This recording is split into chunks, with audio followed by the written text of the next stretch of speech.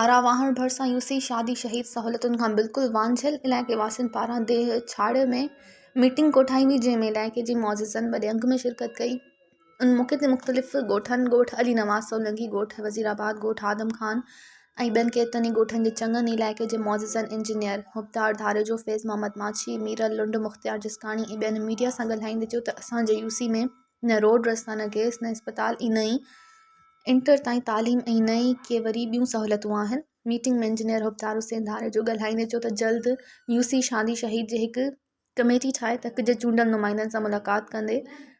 जंहिंमें असां चूंडल नुमाइंदनि खां मुतालबो कंदासीं त असांजे इलाइक़े खे गैस, रोड रस्ता ऐं इंटर ताईं तालीम जहिड़ी बुनियादी सहूलियतूं ॾिनियूं वञनि। मज़ीद खबरों और तफसीलात के लिए विजिट करें हमारी वेबसाइट www.awamiNewsHD.com।